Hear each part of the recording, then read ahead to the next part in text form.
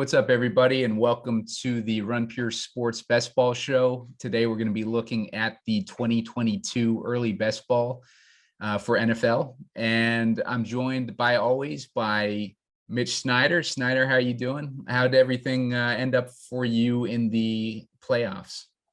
It was all right in the playoffs. Wasn't as good as the regular season, but it was definitely fun. Would have had some good teams if the Bills or the Chiefs were made it a little further, but it was fun there. I was kind of more dominant on those two teams. Didn't have much of the Rams, or I had some Bengals, but I didn't have any like full-blown stacks in the playoffs, which kind of hurt me a little bit there, as I was more so on the Bills and Chiefs. But it was fun, just like always. I know you had a lot better luck in the playoffs than I did. Yeah, I did all right. I had a lot of Bengals. I kind of smuggled in Bengals and 49ers and a few Rams through teaming them up with Josh Allen and guys like that. Cooper Kupp. I had a little bit of exposure to Kupp, and most of my Kupp teams actually made it through to the finals. So I ended up kind of luck boxing there. But yeah, I finished a few in the gauntlet returns in the top 20. I had one in the gauntlet top 20, and then a couple in the mittens top 20. So I didn't get that huge hit that you'd be hoping for in these playoff best ball, but it ended up being pretty good return. Ended up making money, so it was good. A lot better than the regular season best ball last year. That was brutal. So we're looking to try to run it back this year and do a lot better in the 2022 season. Hopefully we don't run into the same type of injury concerns and everything like that we ran into last year. What are your thoughts on drafting this early for best ball in 2022? Yeah, I think you want to. I mean, there's two ways to go about it. I mean, you could just go after some of these guys that you think are going to have some upside, like some of these rookies coming into the season, and some of the guys off maybe that were injured in the last year that may drop early. I mean, maybe you can get some good value on those guys. And I think I would mainly try and stick to some more safer guys, I think, right here. Just try and nail down a few safer stacks and try and hope that they work out pretty well for next year. But definitely could be some nice, entertaining guys for some value if you want to get aggressive and take some shots on them, though, for sure. Yeah, I'm with you. I think this is actually contrarian more so. I think this early, if you're drafting, to pick the safe and conventional guys, because I think most people are trying to speculate on who's going to land where with free agency and making kind of dumb decisions based on hopes and dreams, as opposed to what we know is proven from last year. And there's been a lot of coaching changes, which we're going to discuss. There's a lot of speculation with the draft and the combine, which haven't even happened yet. We're here on February 22nd talking about this. So there's a lot of unknowns out there. And I think people like to try to predict the future when it comes to this kind of stuff. And so there's probably a lot of people in these drafts that are just trying to pick based on speculation, which I don't mind doing that later on in the off season after we've seen, where most of the free agents are going to land and where all the things settle after the draft and everything like that, when we have a better idea of how teams are shaping up and we know what their exact needs are when we're closer to the beginning of the season and beginning of preseason and everything, where teams absolutely have to make final decisions on stuff. And that's, I think, more advantageous to try to speculate on than this early in the season. But we can still have fun with it. We can still try drafting some of these big board teams on Underdog. And if you use the promo code RunPure on Underdog, first time depositors are going to get $100 match by using that RunPure promo code. So if you deposit $100, you can get $100 matched by Underdog, and that's good for about 10 entries into this big board contest. It's a $10 entry, which is nice. We're not blowing through $25 entries trying to speculate this early in the season. So it's a little bit little bit less risk than it would be if it was Best Ball Mania or something like that. So let's get into it. Let's take a look at first some of these coaching changes that have happened. My favorite as an Eagles fan is what happened with the Jaguars, who signed Doug Peterson. I think Peterson's a perfect fit for that offense, joining up with Lawrence. Lawrence needs a good quarterback style coach on that team, and having Doug Peterson there, he's got a proven track record. He finished in the playoffs 3 out of 5 years, I believe, with the Eagles, and obviously they won a Super Bowl one of those years. And Peterson is just he's a coach that the players like. I think he's going to be a stable influence in that locker room, and I think he's going to bring some good people. I think they're going to put Trevor Lawrence surrounded by some good coaches, and yet to be seen what kind of weapons that they're going to surround him with as well. So a little bit cautiously optimistic about it right now. I want to see how the team shapes up before I make any firm decisions on which way I would lean with drafting the Jaguars. But right now I'm going to be probably drafting them pretty heavy right now with the way that they're being, current ADPs are falling in this early drafting, just because I like Trevor Lawrence in general. I think he's a bounce back candidate. Year two, had some bad luck last season as far as the coaching goes with Urban Meyer, who ended up being a disaster, and their OC wasn't that great either. So I think they unloaded him too. So they're starting fresh, new coaching staff.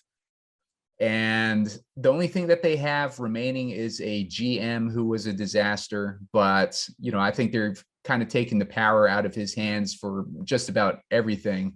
So we'll see how that pans out. But Snyder, what are your thoughts here on the Jaguars? Your initial thoughts here? Yeah, I think Doug Peterson's kind of coming into a much better situation here. I mean, it doesn't sound like it, but like from an offensive standpoint, I think Travis Etienne's a much better raw talent than anything they ever had at the Eagles. I think he's much better out of the backfield. He's a real strong runner too. I mean, it sucks that he got hurt this year. I was hoping to see what he had here in this rookie season. I mean, he was just dominant in college whenever they put him in. He had some big games against some big high caliber teams. Definitely, he's one of the guys I'm looking forward to seeing next year for sure. And I think Trevor Lawrence is much better than old Dusty Carson Wentz that he had there. I think the future is a lot brighter for Lawrence as long as he got out of the way of Urban Meyer. I was worried about Urban Meyer just destroying this kid. I mean, he's got such a great potential. They were linking him to like Andrew Luck and that type of Peyton Manning type of guys coming out of college. I think he's got the arm talent. He just needs a little better coaching and head coach there. I think I like the spot here for Doug Peterson.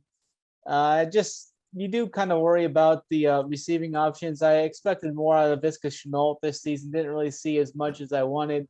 So hopefully they can get some guys in the draft. It looks like they're going to be taking a defensive lineman number 1 as Mel Kiper has it projected, but hopefully they can get some skill guys later in the draft as well.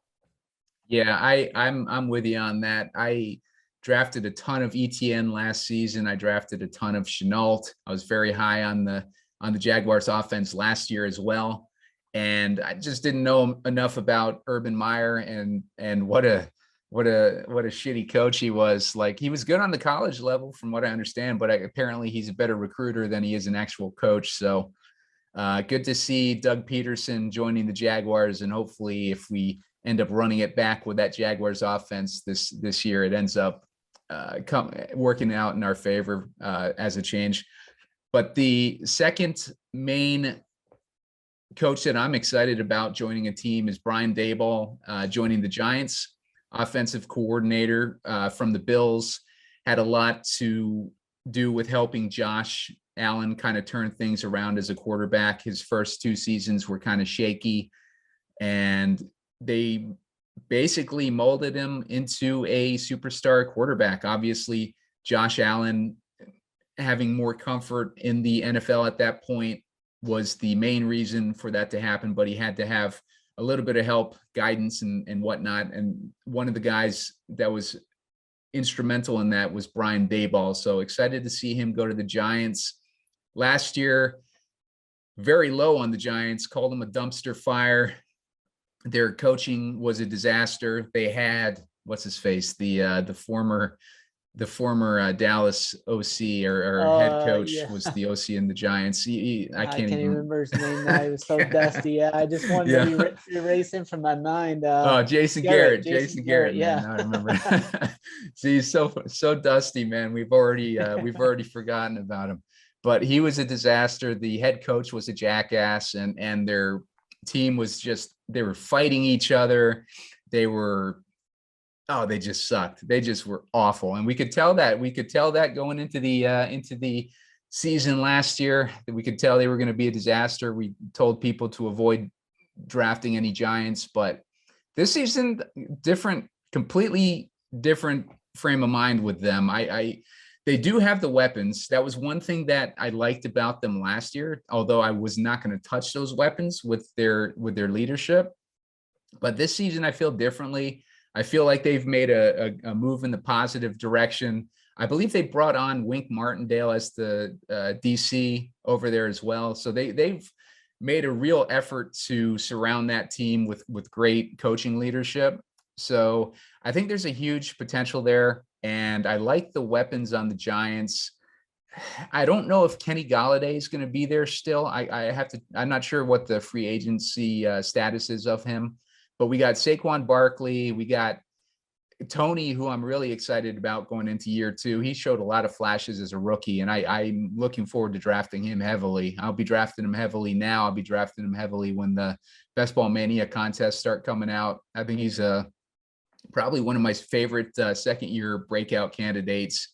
I think they're losing Shepard as well. I think he's going to be gone this season. Don't quote me on that, but I have to look into that. Snyder, why don't you? What are your thoughts here about Daboll joining the Giants? Yeah, I think it's an interesting situation here. It kind of depends on if Daniel Jones is any good or not. I'm still not sold on him. He's got some upside with the legs and whatnot, but I just question his decision making. And the other big thing is the status of Saquon Barkley, and if he can finally stay healthy for a year or not. I mean, I have been avoiding Saquon Barkley for pretty much his whole career as it came into the NFL from a season long standpoint and the best ball standpoint. So I've been pretty lucky to avoid the pitfalls of him. Good to see what's his name get out of there, Garrett get out of there. I mean, that's going to be good for this team going forward. Definitely like Kadarius Toney. I mean, he had some big games for us before he got hurt. He had one game. I played him on DFS pretty heavily. He went off. So I definitely like the upside of Kadarius Toney. I mean, he's got game-breaking upside. He can definitely take over a game and just break off like a 70, 80-yard catch and run very, very easily. I like the upside of Toney. I'm not going to be too heavy on this Giants team outside of Kadarius Toney, though. I mean, that'll be like a one-off play for me. I'm not sure what they're going to do with Kenny Golladay either. I mean, they gave him all that money last year and got very, very little out of him in return. So probably just going to be on some Kadarius Toney from this Giants standpoint. Yeah, and I'm reading now, just being reminded that Sterling Shepard actually tore his Achilles in December. So he's pretty fresh off of an Achilles tear. So that is not good for his prospects of making it back, which is actually good for Toney because they had very, very similar roles. I think Toney is going to dominate in this offense if things work out this next season. Danny Dimes, we're hoping that he's able to get it together. He's getting drafted pretty late in best ball drafts right now, so he's a cheap risk to take. I think as the offseason goes by and we start to get a better feel for how the team is shaping up and what's going to happen with the coaching chemistry and everything like that. I bet you Danny Dimes will be climbing up in ADP, but I don't think he'll ever, crack the 10th, 11th round or anything like that. But he will be interesting to keep an eye out throughout the offseason as a late round quarterback to take a flyer on. But yeah, it sounds like we're both on the same page with Tony being our favorite guy on the Giants going into this next season. The third guy that I thought was pretty interesting as far as a new coaching hire was the 49ers offensive coordinator Mike McDaniel getting signed by the Dolphins. And this is interesting on a few different levels. He's kind of a unique character. He's been with Shanahan for a while. They've bounced around teams together for a while. So Shanahan's really high on him. So depending on what your thoughts are on Shanahan and his coaching ability and everything like that, I think Snyder and I are both fans of Shanahan and his creativity with schemes and everything. But one thing that I like about this McDaniel guy is, he's got that running background. He was a running backs coach. I think he was in charge of designing running schemes for that 49ers offense. They do a lot of pre-snap motion and stuff like that. Very, very modern type of offense that San Francisco uses, very creative, very modern. But I think that if he's able to implement a similar offense into the Dolphins this season, they're going to need a new running back, because Gaskin, I just don't think that he's going to cut it, but I don't think that they're going to cut him. I think they're going to keep Gaskin on board, and I think they'll probably draft another running back in the draft this year. That would not surprise me at all.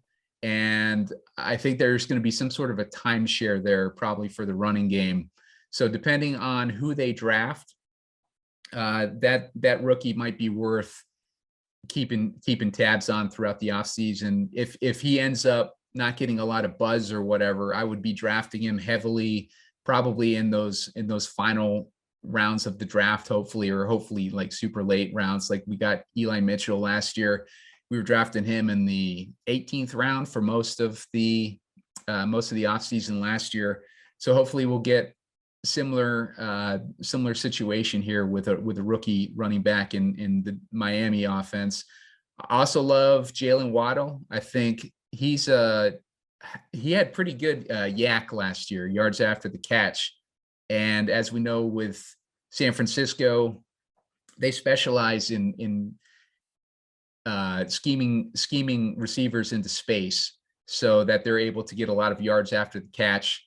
So I think that's pretty exciting for Miami's offense. I think that if they're able to have anywhere near the type of success that the San Francisco offense has, then I think Tua could have a nice season this year. But my favorite is Waddle and whoever might be that second running back potentially. I don't know if they're going to find him in free agency or if they're going to draft a running back, but those are the two that I'm most interested in here. Also, Gesicki. We don't know what's happening with Gesicki yet. He's a free agent. He could end up leaving the team. If he stays with the team, like there's always room for a tight end in a Shanahan style offense. We don't know how McDaniel is going to play things. He wasn't calling plays. It was Shanahan in that San Francisco offense. He was only the OC for that final year. Before that, he was like running backs coach and, like playing assistant coach roles. So interesting to see what ends up happening with Mike McDaniel. We'll have to see how things start shaping up in the offseason. But I think he's an interesting guy. Yale educated guy, super smart. Like we'll see how he is able to shape this offense in the offseason. What are your thoughts on this one, Snyder? Yeah, I think this is going to be a better fit for Tua. I'm still a little bullish on Tua. I think he's got the upside to still be a pretty good NFL quarterback here. I mean, him and the previous coach kind of butted heads, it sounded like. So I think this is a nice spot for him to kind of get off to a new clean start here. I definitely like Jalen Waddle. I think he's another one of those guys out of Alabama who Alabama here recently and over the last 2 years, they've kind of been the wide receiver factory there. They just keep putting out all these stud receivers as they've changed. As Saban's went, he used to be run only guy. Now he's kind of morphed into like a really pass centric offense as the times have evolved, and he's always looking to stay with how everything's going. So I definitely like Jalen Waddle. I mean, he had so much game breaking upside in college, and we saw some of that in the NFL this year. He's one of those guys that can break off a slant for 80 yards at no problem at all. Devontae Parker's another guy. I mean, I'm seeing Mel Kiper's got them drafted Jahan Dotson, who's I think he's really good. He's out of Penn State. He played 4 years at Penn State, was pretty much all Penn State had on offense this year. He had 91 catches, over 1,100 yards, got in the end zone 12 times, which was the most of his career. Every year he seemed to get better and better at Penn State too. 884 yards receiving as a junior, and then went to 1,100 yards this year. I think he would be a good fit here if they did happen to draft him. I mean, you give Tua, and say they keep Gesicki, you give two of those weapons with like a Jalen Waddle would be very similar to like a Deebo Samuel, how they had San Francisco. I think those two would fit that. And then you put in Jahan Dotson on the outside too. You have like Parker and Dotson, and throw a Waddle in the slot. I think that'd be very scary for teams to see. And then I do like I still like Myles Gaskins. I'm not going to quit on him. I mean, he's got really good pass game upside, so I'm going to keep on him. And it'd be nice to see him draft more of a between the tackles running back and just leave Gaskins in that pass game role, which he excels at much more. So it'd be interesting to see what they do in the draft for sure. But I think it'd be interesting to see them go and get Dotson and have Dotson, Waddle, Parker, and if they still had Gesicki, that'd be a pretty scary offense, I think.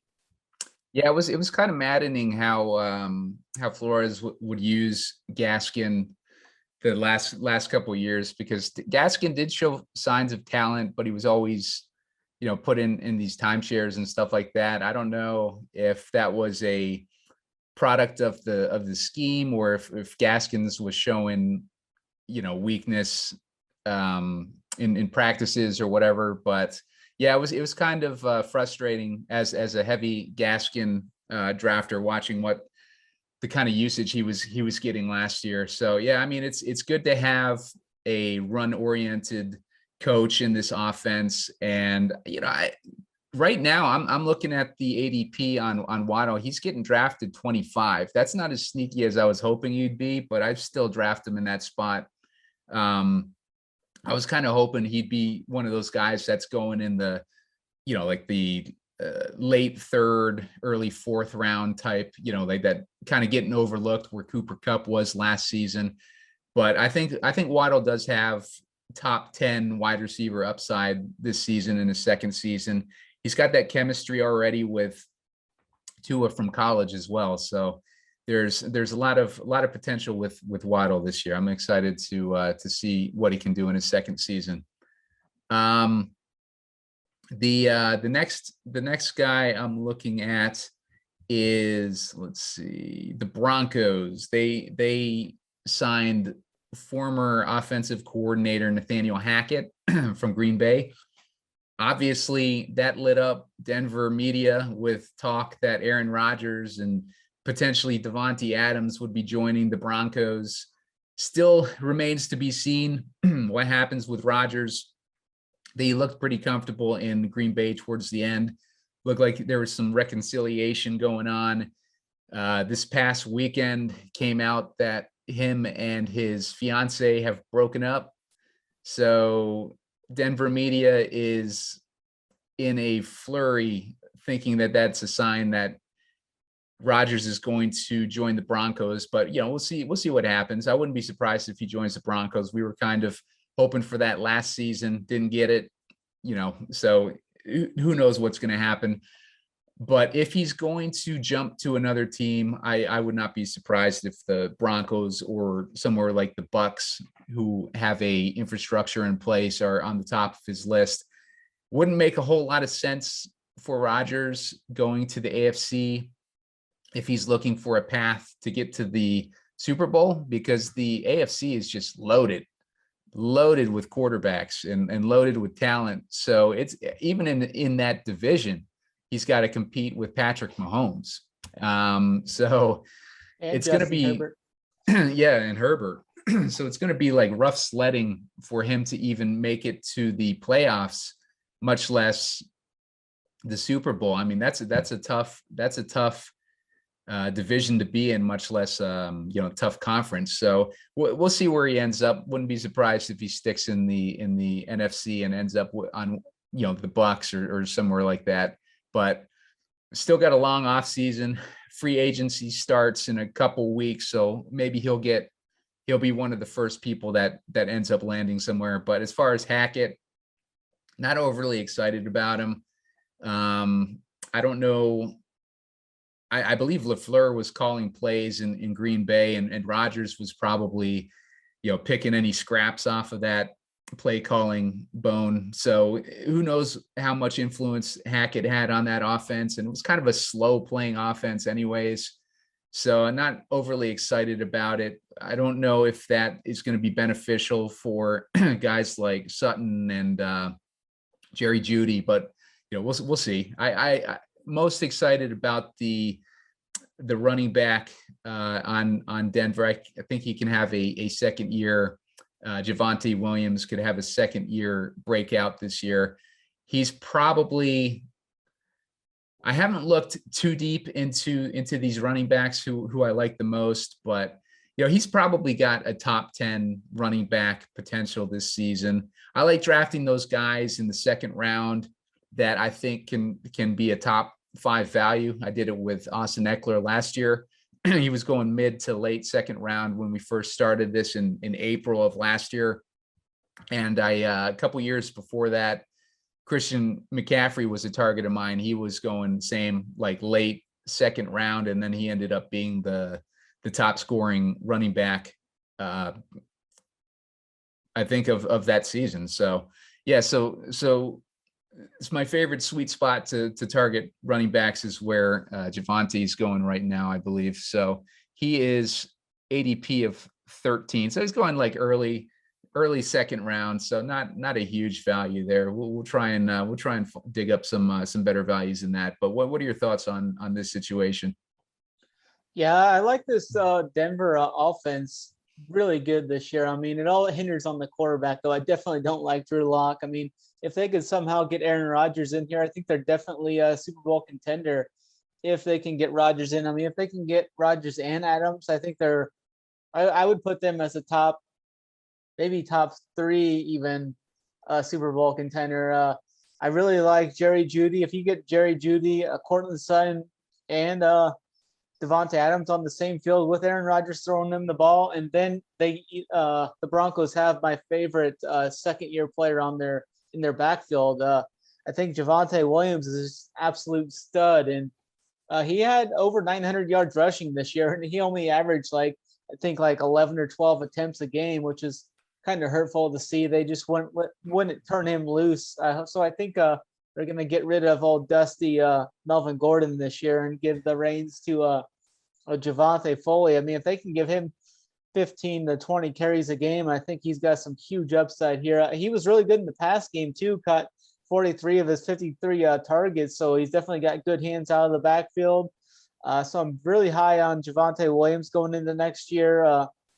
Definitely like Jerry Jeudy, another one of those Alabama receivers who's shown some huge upside, but he's kind of been hit with the injury bug a couple of times, so hopefully he can stay healthy for a full year. Cortland Sutton's still good. Noah Fant's right there too. Noah Fant's a sneaky top 10 tight end, I think. I do expect I do expect the Broncos to take like a defensive end or a linebacker with their 9th overall pick to kind of help with a blow of Von Miller. They lost Von Miller last year, but they got Patrick Surtain, who's a stud, a DB. I think they're still got enough in the defense, and if they draft one of these guys early in like a linebacker or a defensive end, I think they'll be just fine. That offense has a lot of firepower if they can just get someone confident at the quarterback position, though. Yeah, Albert O too. Even their backup tight end is a stud. So they got a stacked offense. We were hoping last season, the main reason why we were hoping that Rodgers went there was because of that stacked offense. And then the last thing that we wanted was Dusty Teddy Bridgewater to be in charge of that offense. And that's what we got, and ended up being a freaking disaster for everybody on the team. They ended up being just mediocre at best, week in and week out. And it was just brutal to see that happen to all those weapons. But, hopefully we get better situation this year. Next situation I want to look at is the Texans. Texans, another inexplicable head coaching fire, man. I thought that the head coach did a fine job last year. The team wasn't expecting to do shit. They lost Deshaun Watson for the season. Well, they benched Deshaun Watson for the season.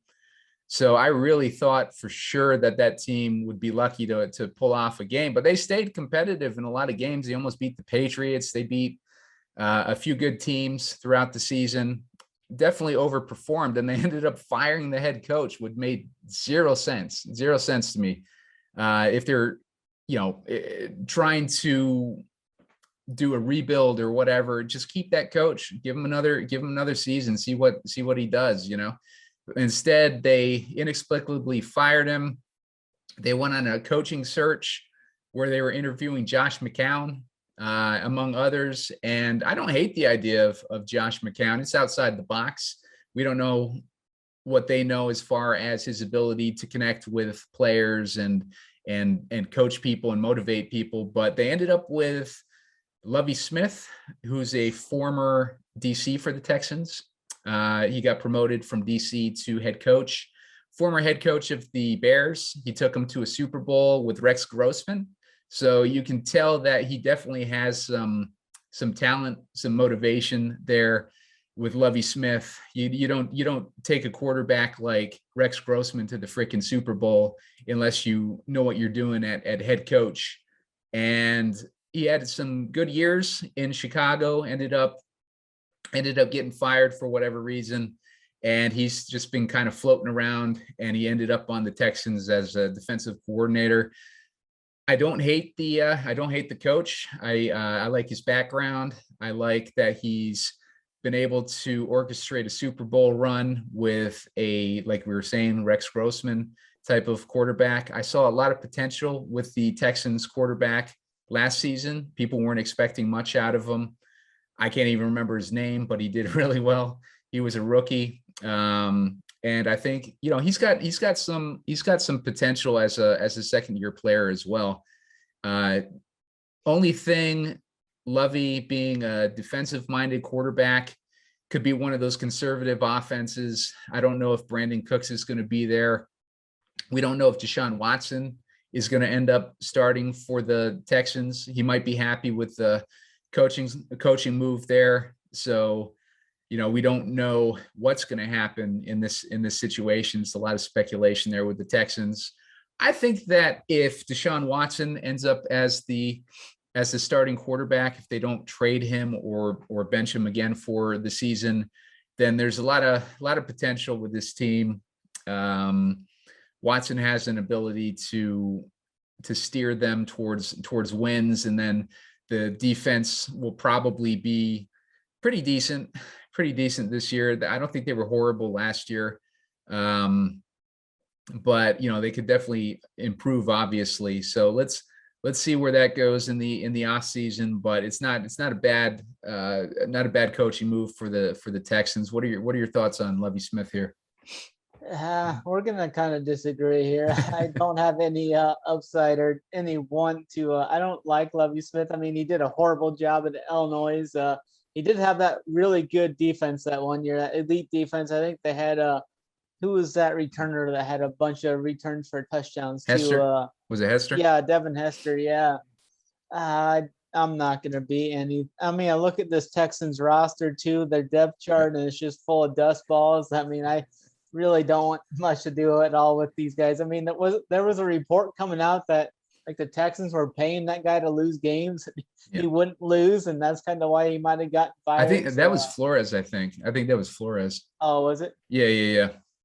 Well, I mean, if the Texans were doing that, I mean, they got, I think, the perfect coach to help them out in that fact. I think Lovey was a good coach, but I think that's kind of overblown. I mean, what he did at Illinois was, I think he won like 3 games there in like 2 or 3 years. Definitely not going to be on Lovey or these Texans going into the year, but I mean, crazier things have happened, I guess. Yeah, no, I'm with you. I mean, like you said, they don't have any weapons to draft. So, I mean, whether you like him or not, there's really nothing there to draft unless Watson ends up playing the season. But other than him, I'm pretty sure, like, you got to figure that that Cooks is going to be out of there. I think he's a free agent. So if he has an opportunity to get out of that situation, he was not happy towards the end of the season, understandably. Yeah, so yeah, like you're saying, there's probably nothing worth being interested in there. But on to the next one. We got, let's see. The Raiders signed offensive coordinator of the Patriots, Josh McDaniels, as their new head coach. We saw McDaniels have some success with the Broncos years back. He had the Tebow years over with the Broncos. I think it's a good fit for Hunter Renfrow. Those two, Renfrow seems like the type of receiver who has success in the Patriots schemes. And if Josh, with Josh McDaniels being, the head of that offense there, I would not be surprised if Renfrow has a decent year. They also like tight ends. Obviously, we saw what happened with Gronk. You could put Waller in the Gronk role there. Waller's already a stud, but being with a new head coach like this could elevate him even more. But this was another one that I thought was pretty inexplicable. Like, why would you fire the head coach that steered the team through all the trauma that the team went through with their, like, head coach unceremoniously fired in the early part of the season, and then the wide receiver who got in the auto accident and everything like that. Like, their team was just destined to collapse, and they held it together. And I thought the team had a lot of respect for the head coach in that situation. I just think a guy like Mark Davis, is the type of guy who likes to bring in big names and give them long-term contracts. He did that with Gruden, gave him a ridiculous long-term contract, and obviously blew up in his face. But now he gets another big name in McDaniels, and McDaniels, who knows how he's gonna perform.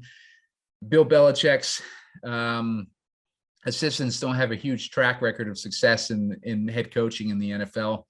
So Brian Flores was like the only one who had a little bit of success there, and he just got fired himself. So, who knows how this is going to pan out.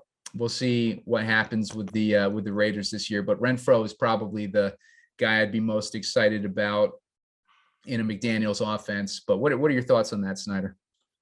Yeah, I think if there was a Bill Belichick assistant to have success, I think it would be Josh McDaniels. He was really good offensive coordinator for there. He kind of ran that offensive scheme. Him and Brady were like really good together. It was a great match. I do think Hunter Renfrow is a good fit for him in this system. He's gonna run more so of the same Pittsburgh or the same Patriots offense here, like that dink and dunk kind of. It's gonna fit perfect with Renfrow. They got a tight end too. They got what's his name? Darren Waller there. I think that's a similar guy to like a Gronk that he had in New England. So I think that's a good fit for both of those two. He's going to have pretty much like a Julian Edelman type and a Gronk type there. So I think, and I'll be interesting to see what they do at running back. Are they going to keep Kenyon Drake? And are they gonna? I think Jacobs is gonna be a solid running back if he can keep healthy. I mean, he's had some games. I'm not really sure on the running back situation there, but I definitely think it's gonna be a really good fit for Waller and Hunter Renfrow. Their hoops guy Renfrow is just gonna be trolling Big T all year again, I think. Yeah, I think that Big T is going to love the Hunter Renfrow situation this season. The Kenyon Drake situation. What injury did he get towards the end of the season? Did he tear a ACL, or was it like a Achilles thing? I know something happened to him at the end of the season where it was pretty bad injury, but it could have been like like just a broken bone or something too. I'm not sure exactly what happened to him, but he would be a fit in a McDaniel's offense as well. It'd be interesting to see how that pans out. We know that the Patriots love to use multiple running backs. Jacobs and Drake could be a decent pair in an offense like that. So that's a good call there. So yeah, I mean the next team that I'd look at is the Bears. They signed Matt Eberflus of the I'm probably saying his name wrong, of the Colts defensive coordinator. Kind of a odd signing for me. It could be one of those under the radar type of coaches that people never heard of before, but then he ends up coming into one of these head coaching gigs and he ends up doing really well. But he's a defensive-minded coach. That doesn't really make a whole lot of sense to me for a rookie, not a rookie, but second-year quarterback that needs some guidance. Fields struggled a lot last year, getting sacked and just not being very good overall. You can blame a lot of that on Nagy and the system over there. They weren't really putting him in situations where he could succeed. It was almost like they were telling him he couldn't scramble or anything like that. They couldn't play his style of play, and he did horrible in that offense. So it was great to see those guys getting fired. Gives us a little bit of hope that Fields can come around in year two. Mooney was great last year. He had a breakout season his second year. Look for that to continue in the third year. And I don't think that Robinson's going to stick around. I think he's going to be gone after this season. He has some hard feelings with the Bears right now, so I would not be surprised to see him get out of there. But what are your thoughts here on the Bears? Yeah, I'm not really sure on this guy. I don't really have much insight on who he is or what he does. But I think the Bears, they've got some upside guys there. Depends on their quarterback for sure. I think Allen Robinson is going to be gone this year. I don't think it doesn't really matter much because he didn't do much this year, but I just really don't have too much of insight on this Bears. What I just don't really, I don't really target them much in fantasy or season long or anything. So I'm just kind of out on this one. Just not much interest in me for this one. Yeah, no, I'm the same. I was not thrilled. Yeah, nothing on the excitement level for this signing. I was very, very kind of flat. But it'll be interesting to see if Justin Fields can finally take that big leap forward or not. I mean, that's the biggest thing I'd be looking for, I guess, the Bears. He looked all right in some of his games. Some games he didn't look the best. Some games he made some big plays. I mean, it'd be interesting to see how he transitioned into his second year, though. Fields right now, his ADP is 99. You compare him to a guy like the San Francisco Trey Lance, he's at 75. So Lance hasn't even really played much, and he's getting drafted 15 spots ahead of Fields right now. And Fields basically got a whole season under his belt, and he had a whole season of taking beatings. He took beatings all year. So, school of hard knocks first year for. I don't think we can rule out even Aaron Rodgers maybe going to the 49ers. I think that's a definite possibility. I mean, that'd be pretty crazy. That'd be the top. I think that'd be the best landing spot for Rodgers if he could go to any team. I think you're right.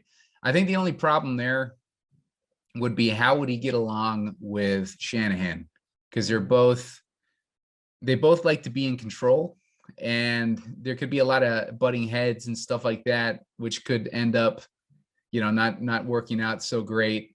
That was a lot of the early Rodgers with LaFleur. Like there was a lot of early stories about how they weren't getting along and stuff like that. He didn't like not having control over the offense and stuff like that, but ended up working out for him. He got 2 MVPs. So, it would be interesting to see Rodgers in a team like the 49ers. He'd have all the weapons he needs, and he'd have the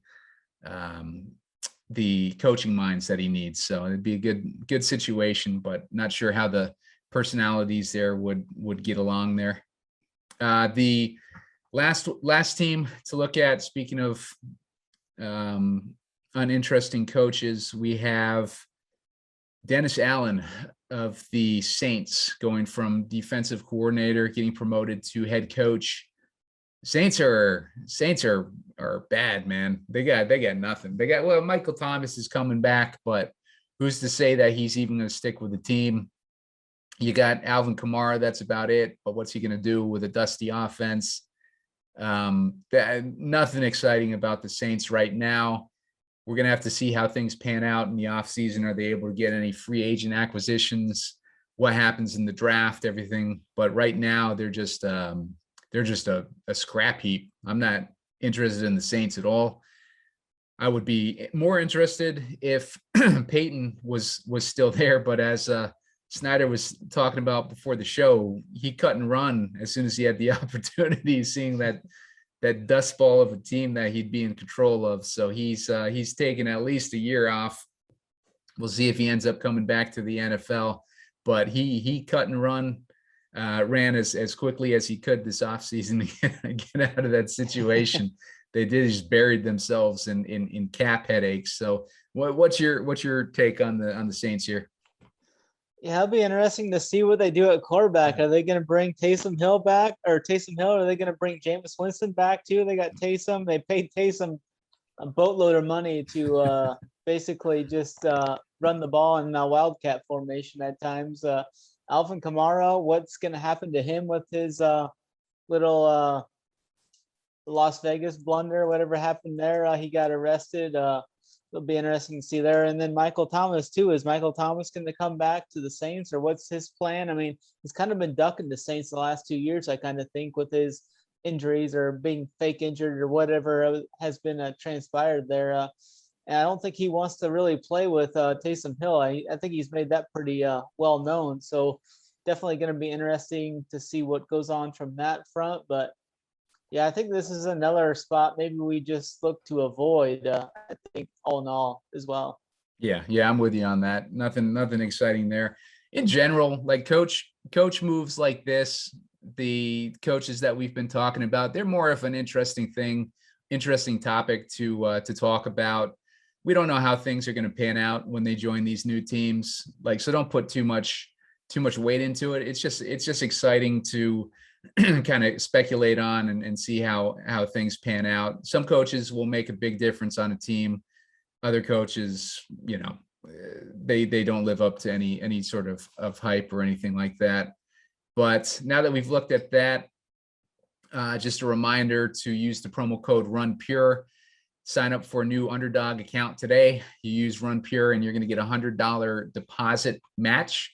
So if you deposit $100, you get $100 matched by Underdog, and they'll give you an opportunity to enter 10 entries into this big board that we're drafting for right now. Big board's almost full, so you're going to want to do this quick if you're going to do it. And they'll have more best ball contests running out throughout the off season. Like this one's filling pretty quick, considering it's only February. So we'll see how that goes. They also got backyard Underdog drafting contests where you only draft quarterbacks and wide receivers. So that sounds pretty. I haven't played any of it yet, but it sounds pretty fun. But I'm not going too heavy in drafts at this point in the season. I'm just going to be doing it more to keep an eye on ADP and try to, do a little bit of speculation. But like for the most part, like we were saying at the top of the show, playing it safe might be the contrarian way to do these drafts right now, because everybody's going to try and outsmart everybody else. So we'll see how that plays out. But Snyder, we wanted to, and just a reminder too, hit a like and a subscribe on this video. Hit the like button, bottom left corner or bottom right corner from the viewer's perspective. There's a subscribe button, big red button. Click that. Get a subscribe to our channel so you can sign up for alerts to know anytime we're going live or anytime we have shows coming out. We have a great team, great premium product that you want to sign up for. Snyder, why don't you talk a little bit about premium, especially now that NFL is over. We don't know what's happening with MLB yet, but you got a great situation with golf. Snyder's probably one of the top premium golf guys in the business as far as breaking down PGA matchups and everything. So Snyder, why don't you talk a little bit about what we got going on with the premium product here? Yeah, we've got a great golf product here. We have the playbook. Me and AP will come out with a playbook every week. We'll have cores, we'll have tiers.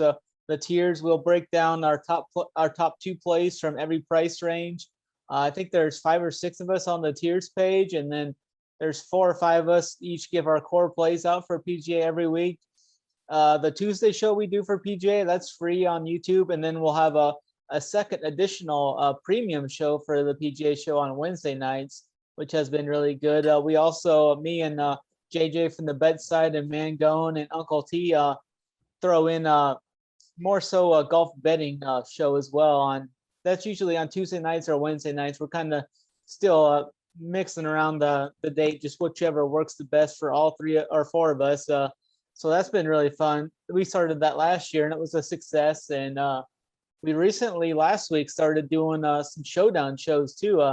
Nobody else in the industry is really doing that, and we push Showdown content pretty hard here. And I think we're one of the best in the industry with the cores and a Showdown. We put a full Showdown playbook up to 5 to 7 guys from every price range and break them down why we like each player. And then we went through a show last week, started doing that Thursday, Friday, Saturday for each of the round 2, round 3, and round 4. That was a pretty big hit. I mean, we got some really good feedback off that. Had some really good content out there too. A lot of the stuff we were high on ended up coming to fruition. So looking forward to getting back on that as well. I know we've got NASCAR starting up. Keg's got his own premium bets show as well for NASCAR. College basketball is getting in the full swing. I mean, we got the NCAA tournament coming up. We're going to have a lot of content for that as that approaches, and conference tournaments. Hopefully DraftKings gives us some bigger contests for that as well. I think tennis is going. Definitely have MMA. I mean, Title's one of the best MMA guys in the business. He has his full playbook and core plays on there as well. He's always in the Discord answering questions, as well as we're all in the Discord for various sports. If any members have any questions, they just tag us on the Discord, and we're right there answering questions throughout the day in all various sports. So I think it's one of the best products in the industry, hands down, and we outwork the competition like no other company out there. Yep, absolutely. And we teamed up with SaberSim as well, so you can get SaberSim and our content all for one low package price as well. So check out the sign up page on runpuresports.com. You'll get an idea what the cost is there, but you'll be saving about $20 a month or so if you sign up for the combo deal there.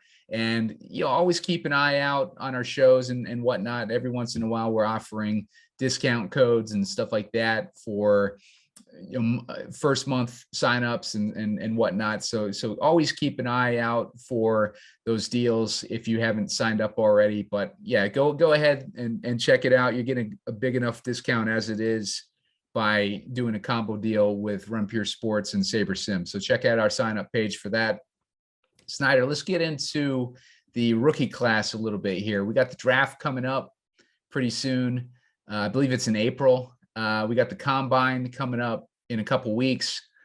So where do we stand with this rookie class? Who are we looking to make an impact in their rookie seasons here as far as fantasy goes?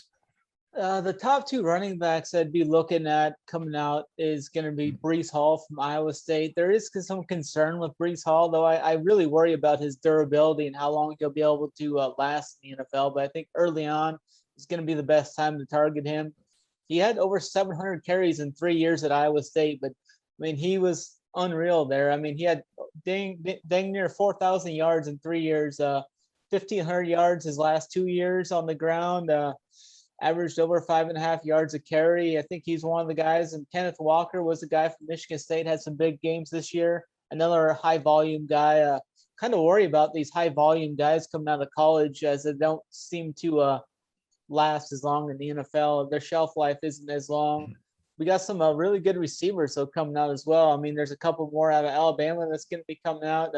Jamison Williams is a stud. He got hurt there at the end. It was really bad to see him. I mean, John Minchie, another wide receiver from Alabama, he got hurt in the SEC title game, and then Jamison Williams goes down with an ACL in the national title game. That's just terrible to see. I mean, they're both elite talents. I think they got big NFL years ahead of them. I think Jamison Williams is probably the top receiver I would be looking at from a wide receiver standpoint. Drake London from USC, he's a stud too. Garrett Wilson and Chris Olave are a couple guys from Ohio State. I think Garrett Wilson's more of the home run threat. I look at Chris Olave as more like of a possession type receiver. I think if I had to rank the receivers coming out, I would go Jamison Williams 1, Drake London 2, Garrett Wilson 3, John Minchie 4, and then I would probably go with Chris Olave, and Jahan Dotson's right there too. He's out of Penn State. I talked about him a little bit earlier in the show. Those are the main guys I'd be looking to target. I think a guy like Treylon Burks out of Arkansas has some pretty big upside as well.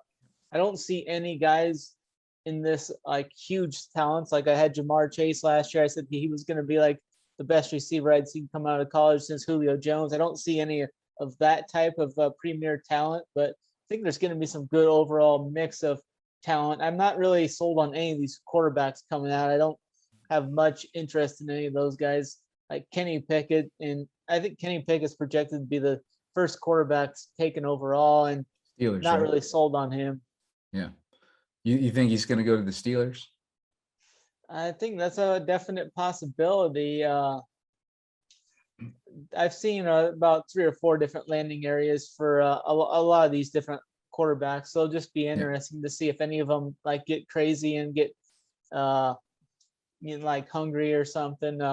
Think they need to trade up to get a quarterback. It'd be interesting to see like their pro day and the scouting combines, where a lot of these guys is their stocks are going to rise and fall. I think is through that scouting combine. Yeah. Oh, you know what? One of the coaches that I forgot to mention was Kevin O'Connell for the Vikings. He's a former Rams OC. He just got signed by the Vikings. That's another one that looks pretty interesting. I would imagine that he wasn't too involved in the play calling, but you know, the Rams explosive passing game. They have a solid run game. They like to be pretty balanced.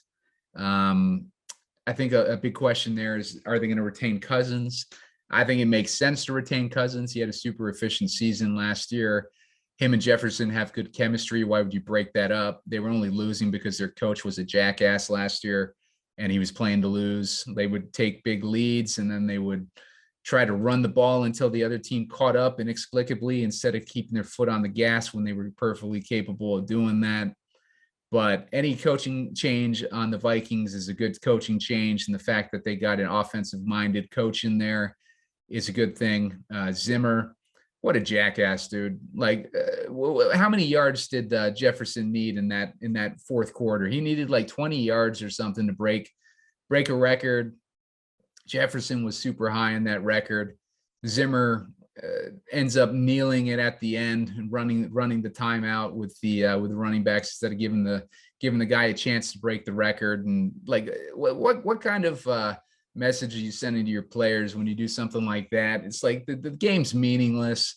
At the press conference at the end, he was talking up how he was, I just like to win. The fuck you do, man? Like, you lost every game that season. Like, you were losing games left and right because you don't like to win, because you were taking big leads and then running the ball, letting the other team catch up and just blowing all these leads and stuff. So good to see him gone. Good to have a offensive minded coach in there. Hopefully he doesn't do the same thing, though, because we've seen the Rams with a tendency as well to kind of take those leads and then let the other team back into the game. So we'll see how that pans out. What are your thoughts on that, Snyder, before we move on to the next subject here? Yeah, I definitely think the Vikings have a lot of offensive talent. I mean, it just comes down to, I think the coaching, this is going to be a much better coaching fit for them. I think if Rodgers does leave the Packers, I mean, this is going to definitely increase the Vikings' chances of moving forward in this conference. Is Kirk Cousins going to come back? I think that contract is pretty big, but I think Kirk Cousins is good. I mean, just as long as you don't get him outside of the 11 o'clock time frame. I mean, it's kind of crazy seeing his stats when he has to play primetime games or something. I mean, it's not good.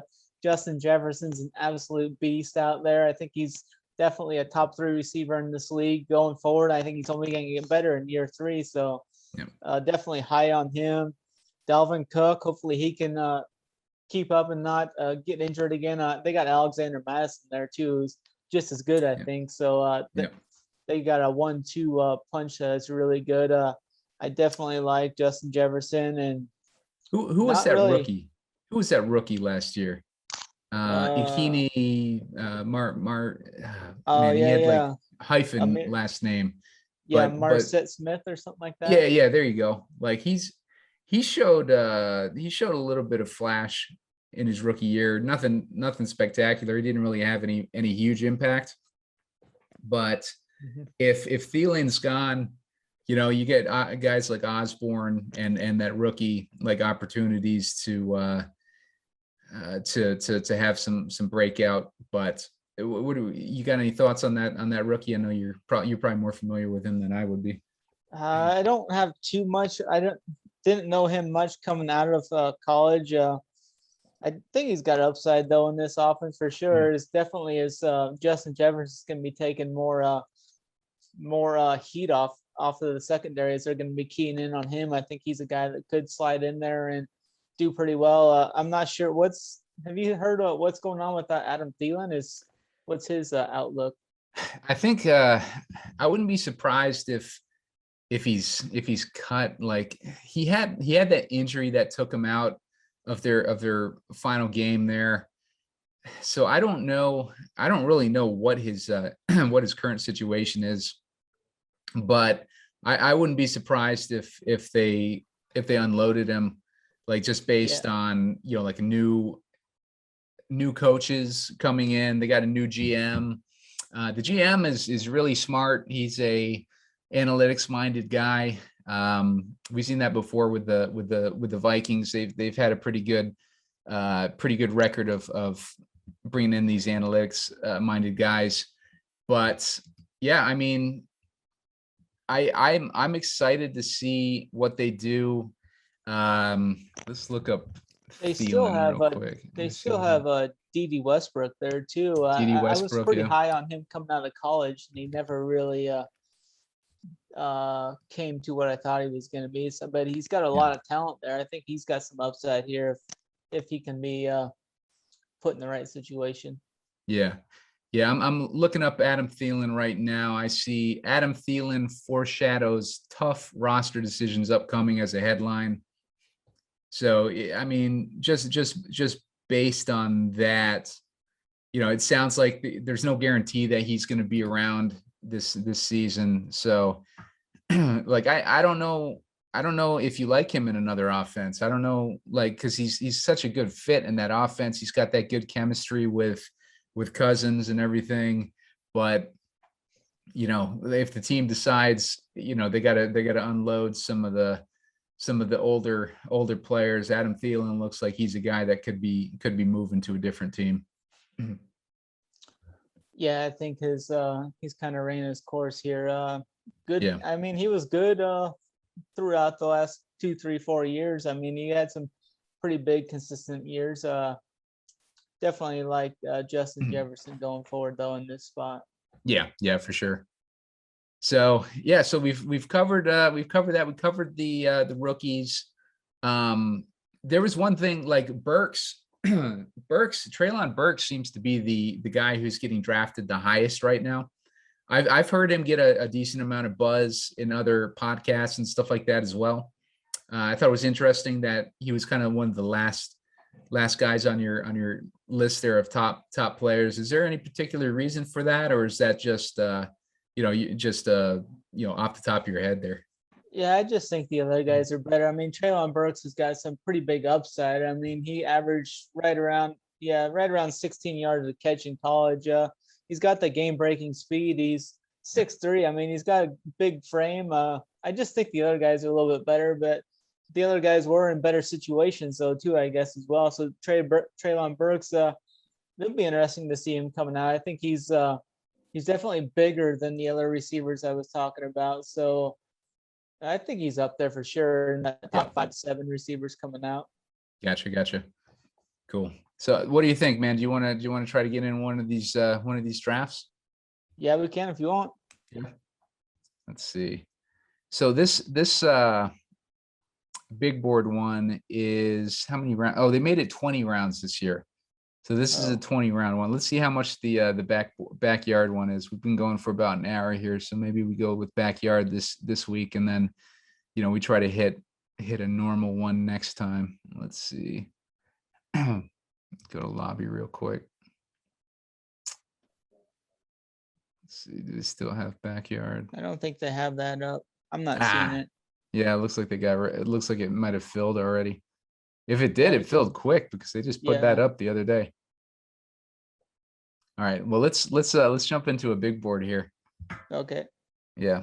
Maybe we do like a half a draft together and then just cool. Just go on. Yeah. All right. So let's press enter here. Oh, drafting starts soon. What did you get?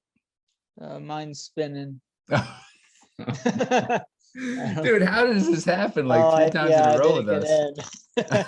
Mine was just sitting there spinning forever. You must have got the last spot. All right, well, this actually works out better then, because you don't have to sit through the whole thing.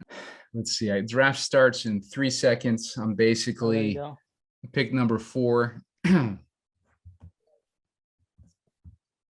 see. Pick number 4. Christian McCaffrey is going top 2. It looks like. What are your thoughts on that? I'm kind of I'm not understanding that too much. I think that just comes down to like your risk tolerance there. I mean, we've seen a couple years in a row where he's went down. So I mean, I'm not sure. One thing that I noticed right off the bat too is a lot of ADP. The receivers are going super top heavy on this one. Like the top, you got Justin Jefferson, you got Cooper Kupp, you got Jamar Chase, all going super early. I think might be an overcorrection on the running backs this year. I think you might be able to get better running backs at the back end of the first round. I think Javonte Williams has the upside to be a top 5 running back this year. I'm with you. I think Cooper Kupp is a guy I would be looking to target if I don't get Jonathan Taylor in that top 3 to 4 picks. I mean, Devontae Adams there too, but you just don't know where he's going to land yet. So that's kind of a little worrisome. Justin Jefferson's right there too. Chase just got drafted at the 9th pick. He's been ADP of about 6. So that's, I figured he was going to, I think, like Snyder and I were drafting the hell out of him in the 4th round last year. So it's kind of hard to, it's kind of hard to go from the 4th round to the 1st round and still think that there's a value there. So I love Chase, but Man, that's hard to pull the trigger on at pick number 6. Right. So I'm up in 6 picks. I'm looking at Alvin Kamara. Kelsey just went at the 2.3. I'm looking at Alvin Kamara, AJ Brown, Saquon Barkley, Antonio Gibson, Cam Akers. None of those names really do anything for me except for Brown, who just got drafted. Yeah, this is kind of getting a good feel for it. Like, you have to draft probably like 10 drafts or so before you start to get a real good feel for this ADP, especially this early in the game. If Barkley falls to me, I think I'm going to run with him. I still got Swift on the board. Who do you like between Barkley and Swift? Do you like Swift better?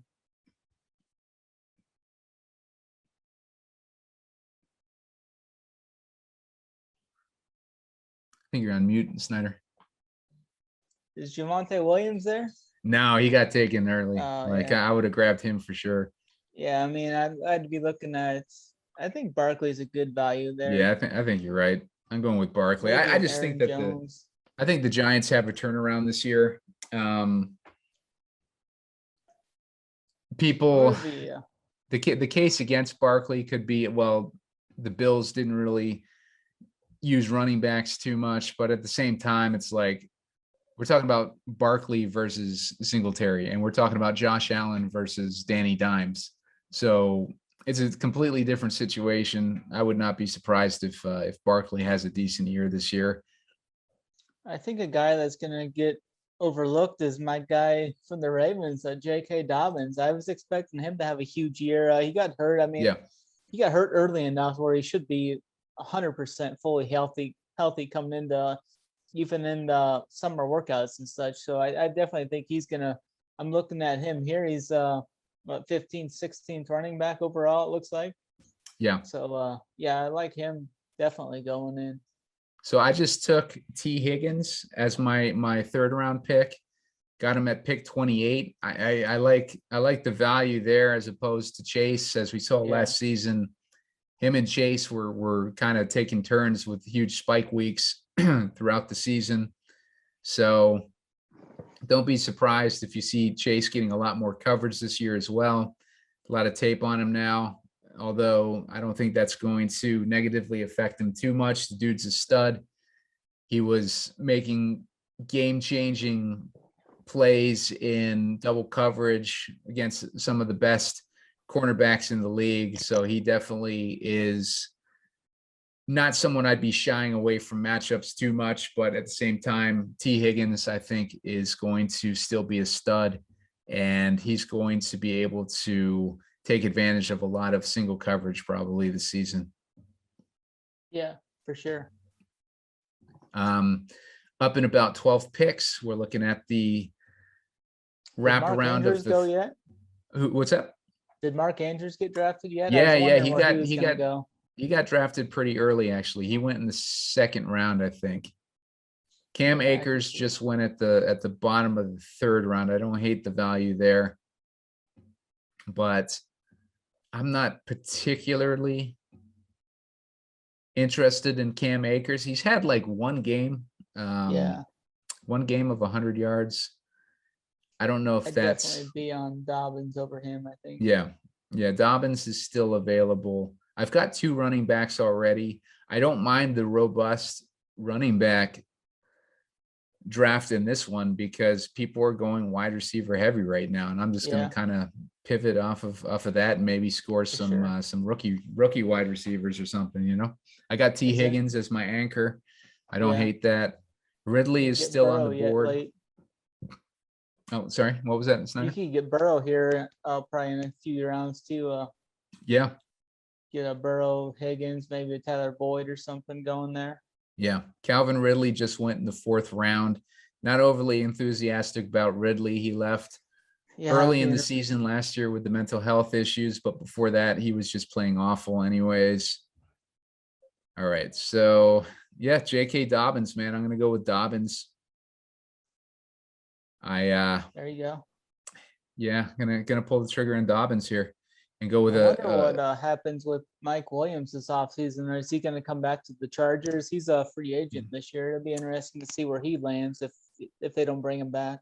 Yeah, I mean Williams. I was disappointed with how they ended up using him. Like, because in the beginning of the season, we were projecting him to kind of be the Michael Thomas in that offense, based on what we were hearing in preseason reports, and it looked like it was going to be that way for the first 5 games or so. But then they just did a complete 180 and ended up putting him back in his traditional role as a deep threat, and just killed his fantasy value. But he was a stud in those first 5 weeks, and I had a ton of him. I drafted a ton of him, and I thought it was going to be the league winner type of draft, because he was easy to get, but ended up not working out that way. Things took a turn for the worse, and he just really didn't have the type of upside that we were hoping for. I mean, he had a ton of upside, but he just didn't perform to that upside. Okay, I'm talking 5.4 right now. I'm looking at Devontae Smith, Kyler Murray, running backs. I'm good on running back. I got Amari Cooper still on the board. Seems like he's going pretty late. Shit, I might take Devontae here. I think he could have a break. I hate his quarterback, man, but Cooper in that Dallas offense, they just spread it out too much, and we don't know if Gallup's going to be back this year or if he's going to get traded. But if he ends up returning, which I think I've been hearing talk about, like, then they're still in that 3-headed monster at wide receiver. And the receiving game ended up being a disappointment because the defense was so good in Dallas last year. So we don't know if that's going to be a similar situation. But I do think that Cooper going this late in the 4th is a good value. What's your thoughts on that, Snyder? He's still available at 5'10". Yeah, I think that's really solid value there. I don't think they're going to be able to get Gallup back. I don't think they're going to have the cap. I think he's a free agent this year, isn't he? Yeah. I don't know if they're going to have the cap. I think he's going to be wanting a little more money they can afford. Has Michael Thomas went? I think he's one of the more interesting guys. I mean, he could be a huge league winner. I think I see him ranked like as a 33rd overall receiver. I mean, he's definitely a top 5 receiver talent-wise. He's still on the board. He's still on the board at ADP of 58.9. So I definitely am looking to get another receiver here. Darnell Mooney is also still on the board. I really like him. But I think I would take. I think it would lean Thomas over Mooney right now. I mean, it's a complete speculative play, but if you're getting Thomas in the 6th round, which is where we're at right now, he's obviously got that second first-round upside. So I think that's a good risk to take at this point. Oh, someone just drafted him, so I don't have to make that decision. I got to move on. I guess you've already got 3 running backs, don't you? I was going to say it's coming up on where kind of Breece Hall's going at. Breece Hall? Yeah. Yeah. I think he'll be good for like 2 or 3 years, and then I just worry about that workload. He had over 700 carries. I mean, he was basically the only thing Iowa State had was just hand the ball off to him 35 times a game. Somebody already actually took Hall. Oh, did they? Yeah. I'm at pick 69 coming up. Nice. 6.9, nice. 69. I got to move Beckham down my rankings because right now he is. Yeah, I think he tore his ACL, didn't he? Yeah. So was that the final diagnosis? That was the final diagnosis. Okay, so if you were going Treylon Burks, Marquise Brown, or Gabe Davis, who would you take in that group? I might go with Treylon Burks. I mean, I like the upside there. He's definitely got the upside. Just depends where he lands, but I mean, he's got that boom bust upside for sure. Yeah. Gabe Davis is like third or fourth guy there. I don't think his upside's as big, and Marquise Brown doesn't know how to catch a football, so that's kind of something you need to be able to do. Kadarius Toney, ADP of 83. I've got Barkley already. I don't really have any good stacks formulating right now. It's really just kind of a feel for ADP at this point. Yeah. Aaron Rodgers is there. I might snag Aaron Rodgers with my next pick. It's with 7th round. Be looking at pick. If you think he's going to go to Denver, that'd be an easy stack there. I mean, you could get Rodgers and then get like a Judy and a Sutton or something like that. I mean, or a Fant. Yeah, I could go for a speculation like that. Yeah, Sutton's still on the board, so I'm gonna go with Rodgers here. We'll go with we'll get Sutton in the queue. I got Kadarius Toney in the queue already. We'll get Sutton in there. Where's Jerry Judy going? Did he get taken already? He might have won already. Yeah. Yep, he got picked already. Doesn't surprise me there. Yeah, but let's get Font in there too then. And yeah, Jerry Judy's going as right around in the 7th round, it looks like. 7. Well, here's the thing, dude. Like, we know that if Melvin Gordon ends up staying in Denver, that he'll probably have a pretty big role still in that offense. Just because that's what they do to us in these situations when we want a player to break out. Brain dead, yeah. So I wouldn't hate taking Melvin Gordon late in this draft if he's still available at some point. Dawson Knox, he's still on the board. I'm going to grab him with my next pick if he comes to me, just because he's going to, he just got picked, but he had a breakout obviously last year. And I think that he continues that into this next year here. A couple more of those rookies are coming up too. It looks like Garrett Wilson and Drake London are back to back in their rankings. Okay. Drake London had a huge start to the year, but he got injured late in the year. So he would have had a massive year. I think he missed the last 4 games. I think had over 1,000 yards already and missed the last 4 games. Yeah, I do see Drake London. He's still on the board here. I'll put him in the queue. Other than that, there's Garrett Wilson. Who do you like better between? Drake London just went. Garrett Wilson is ADP of 83. Yeah. I think Wilson and London is like a coin flip. I mean, I think they're both equal upsides. Gotcha. Just were in different situations. Wilson did really good when he had to battle with a lot more depth in that offense. And Drake London was majority of that USC offense. Gotcha. I may take Wilson with this next pick, just because he's 83 and London is 94. Although I am pick 94. Yeah, maybe I'll take. That's what happened. I accidentally. Drake London just went. So yeah, Garrett Wilson.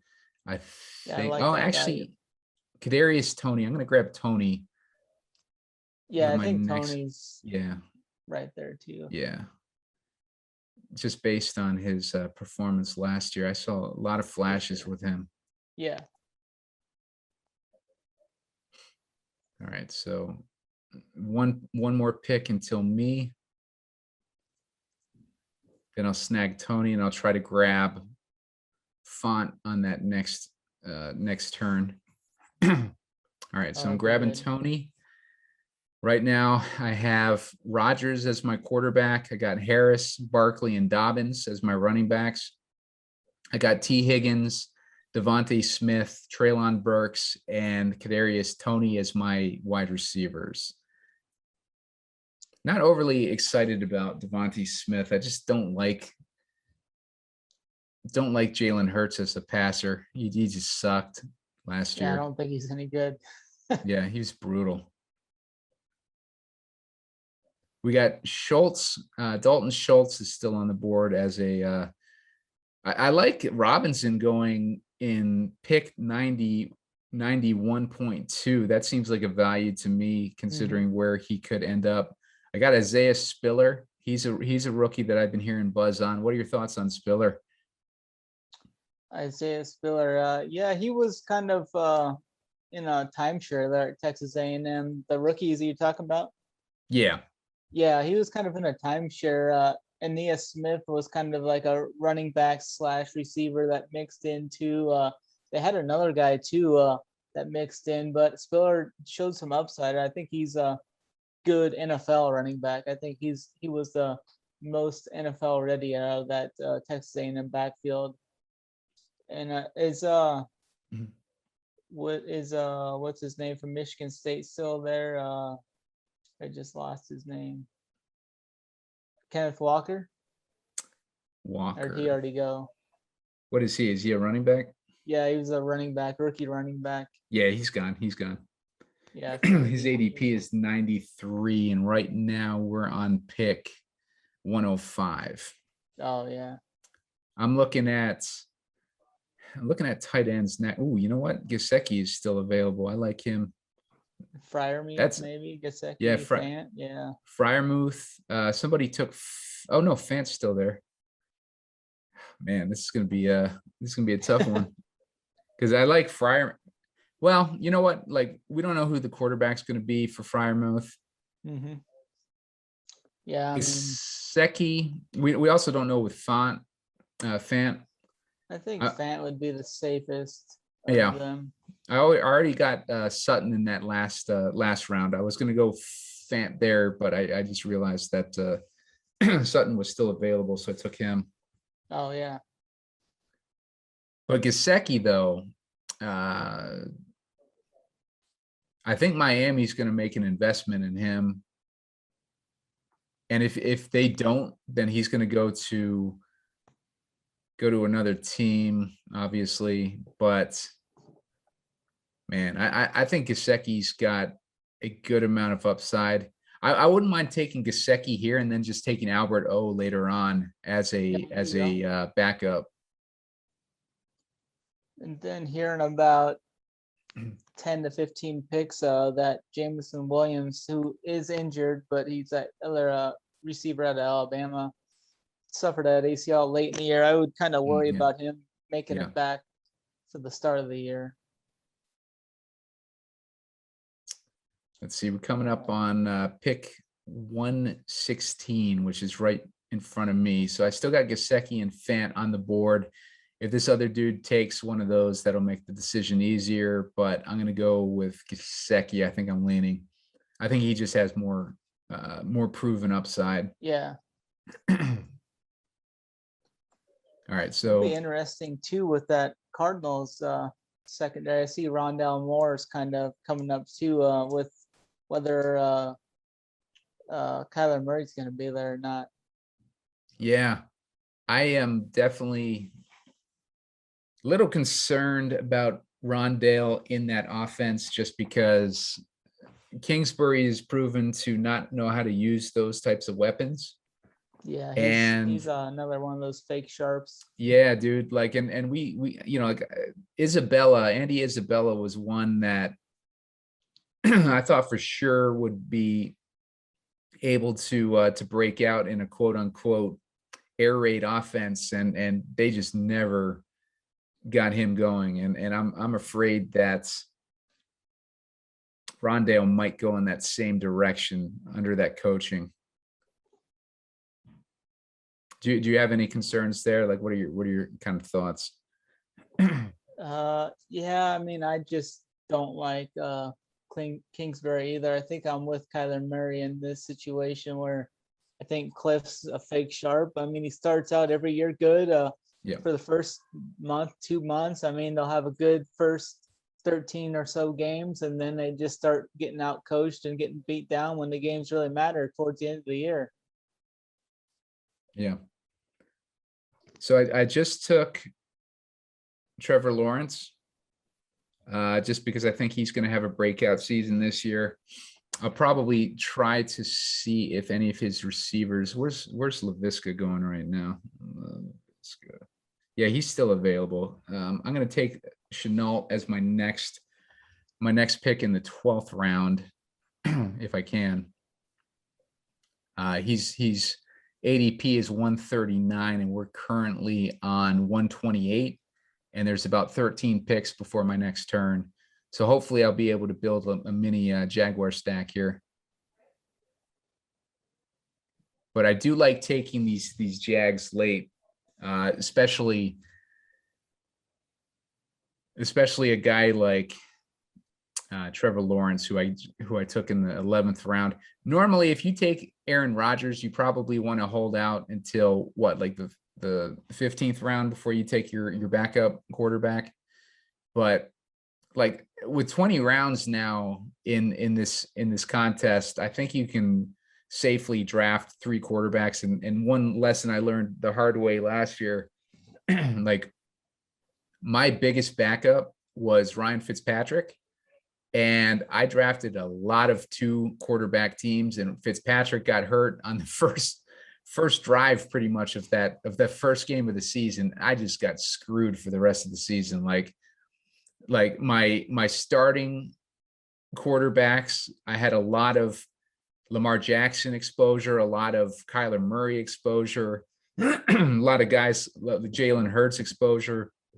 All those guys were missing games throughout the season, and most of those that I drafted, I had kind of paired with Ryan Fitzpatrick. So I was taking goose eggs at quarterback a lot last year. So I'm going to be a little bit more cautious at the quarterback position this year and try to draft 3 on each team now that we have 20 rounds to draft. Where are you at now? Right now,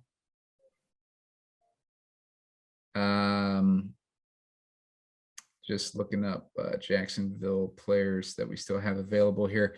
We are in the 12th round. Coming up on my pick, I'm 2 away. Laviska is still on the board, and I have two guys in front of me. One of them just took a tight end, Cole Kmet, and the other guy took Robinson. So I'm going to grab Laviska here and just hope that he has a better showing than he did last year. Yeah, for sure. I was high on his upside coming in. I was hoping. I mean, he also had the brain dead coach there and Urban Meyer, so hopefully the new guy can use him a little better.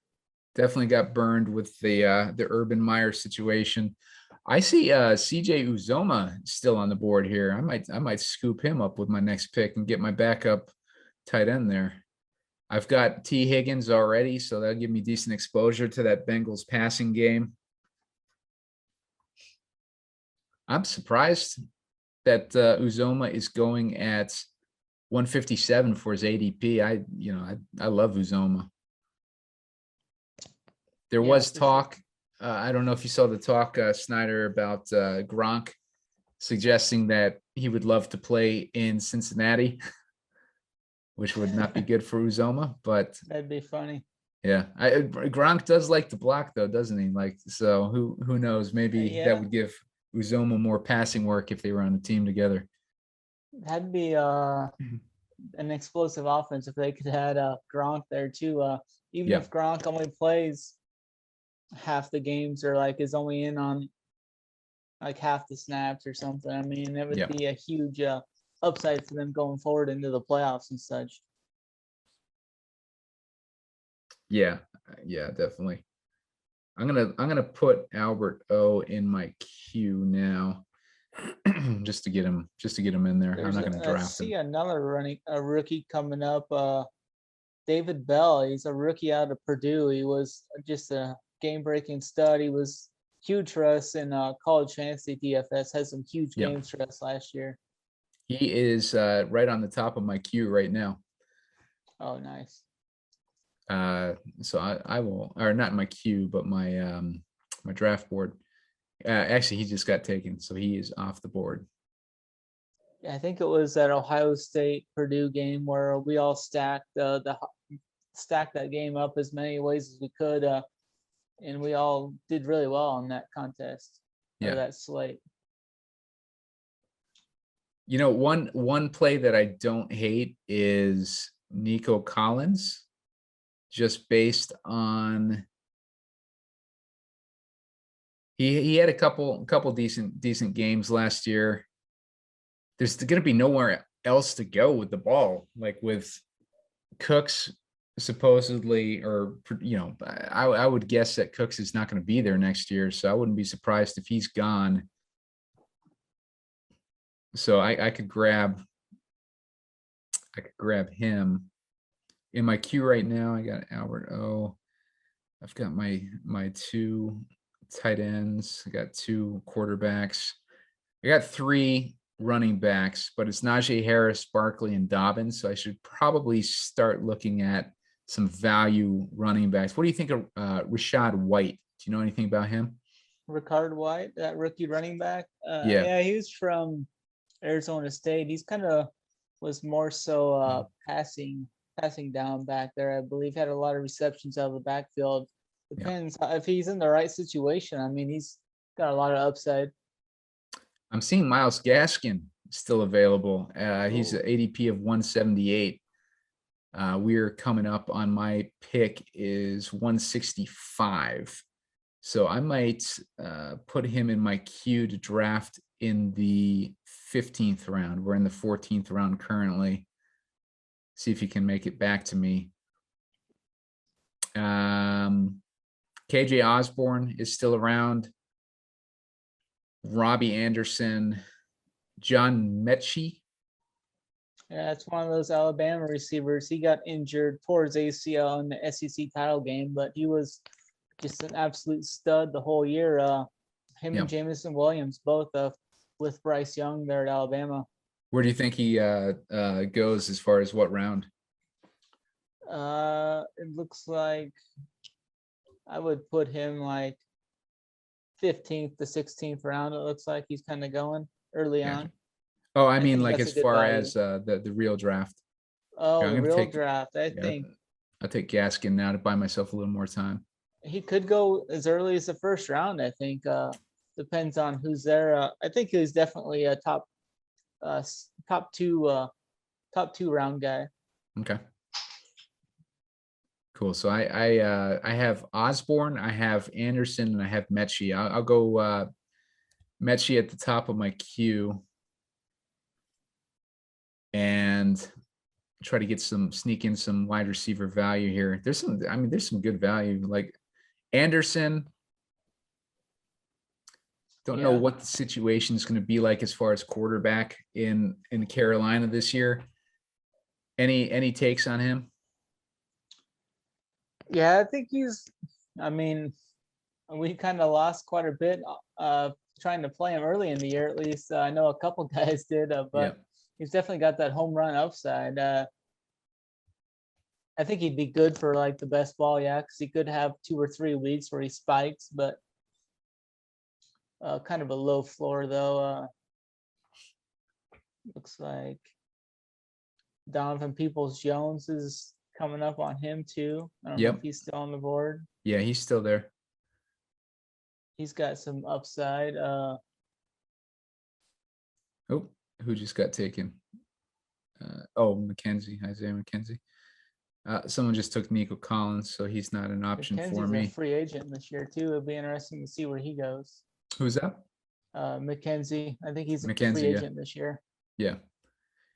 Bills, I don't know why they didn't have him as a bigger part of it, because we've been like, if you're a Showdown player like me, so I mean, like we've known about McKenzie for years, like having popping off those big games, like when it counts, like Showdown games. McKenzie, he's one of those guys that you always have to have in your player pool, because you never know when he's going to go off. And we've known about that for years now, because he can sneak and have those big games out of nowhere, just like completely randomly, like he did this season. But like when he started going off this season, they started giving him a little bit more run.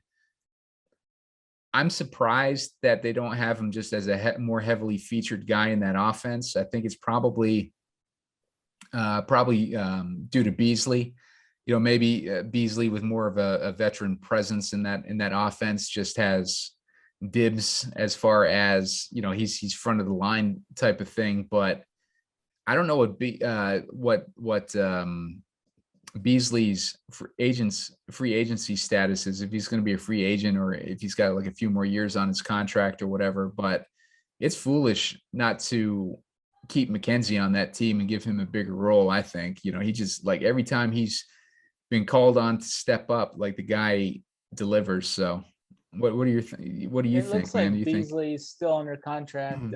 Only McKenzie was the free agent that I'm seeing from Buffalo right now. But Gotcha. I mean, yeah, we were definitely on McKenzie even in the playoffs here in those short slates. Yep. That he did well for us in a couple of those games. Yeah, for sure. Like, I do see JD McKissick right now. I think I might scoop him up just because I know that Washington wants to re-sign him. I think he might be a free agent, and even if they don't, and if he ended up somewhere else, he'd still be valuable. The guy, frustratingly, if you own Gibson shares last year, was always popping off those big games, like when they needed him to. Big part of that offense. Would not surprise me if he plays another heavy role with Washington this coming season or next season. Seems like Gibson is kind of proven to be a little bit injury prone, so they might want to take some of the workload off of him, and McKissick could benefit from that, like by remaining heavily involved in that passing game. Yeah. What are your kind of thoughts on that situation?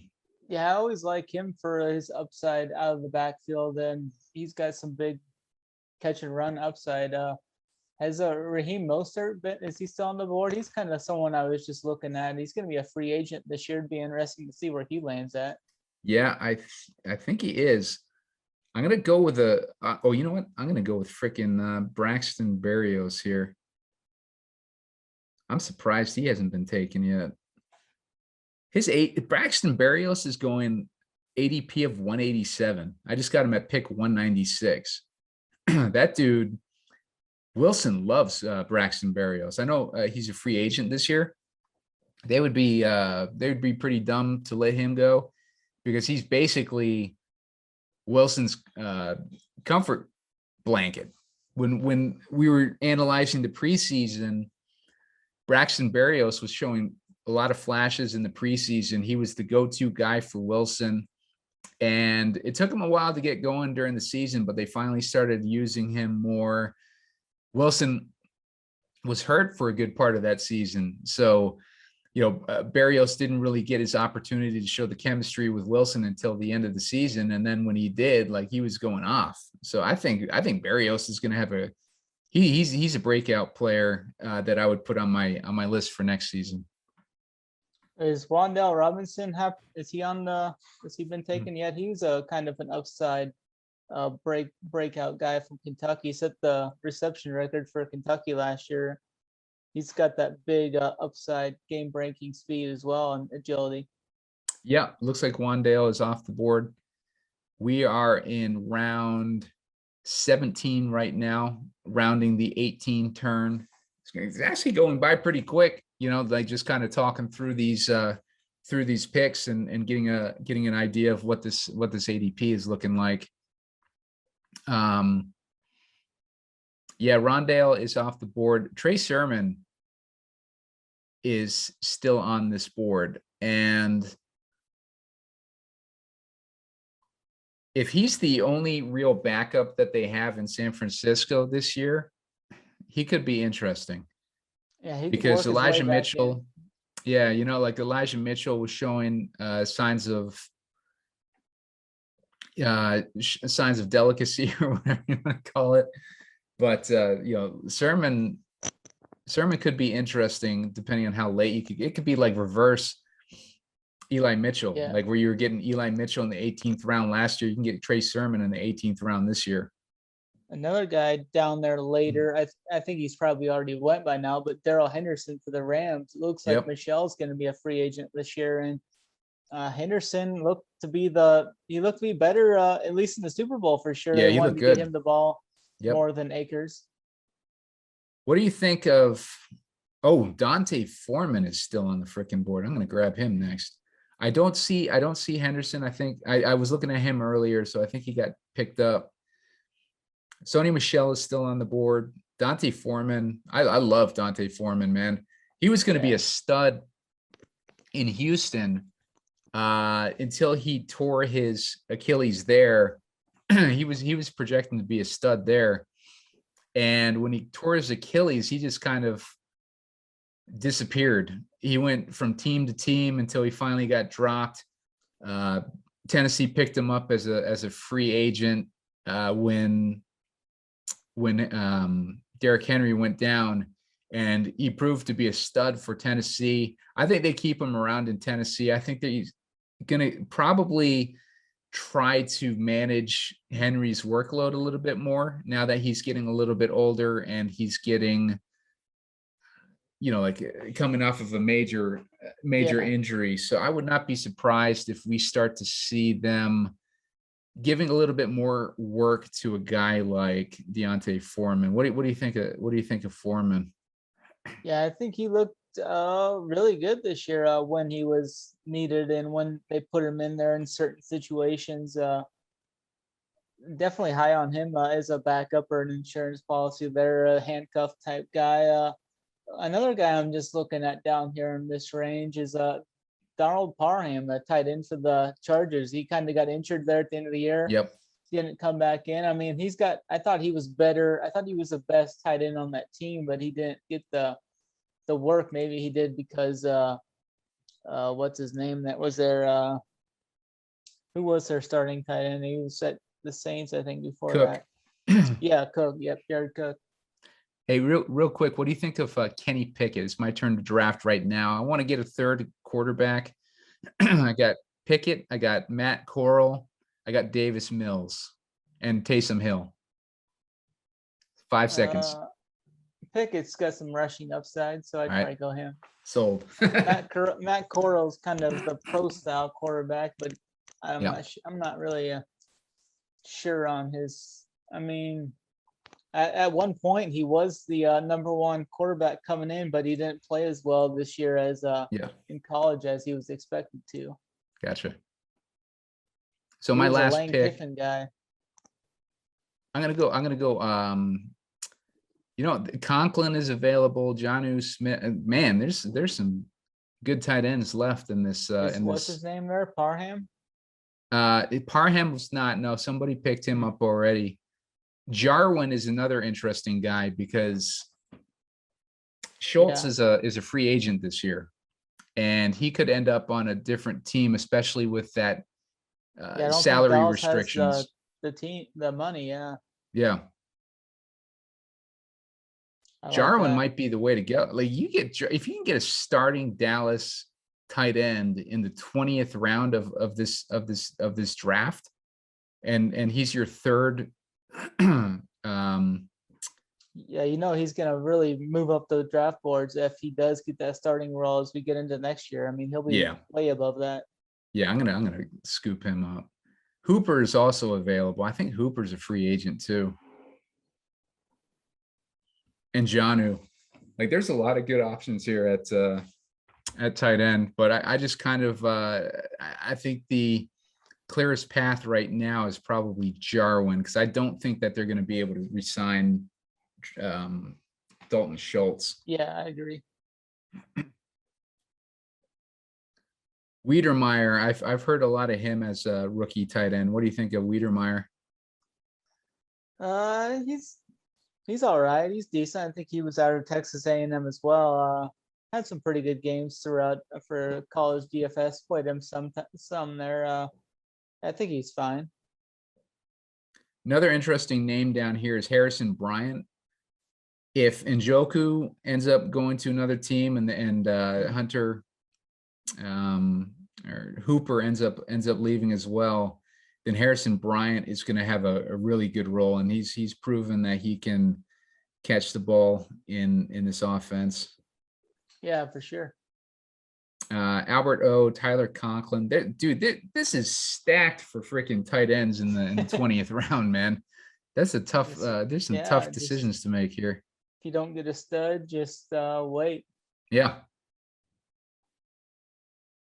You also got Foster Moreau. He's shown a lot of flashes.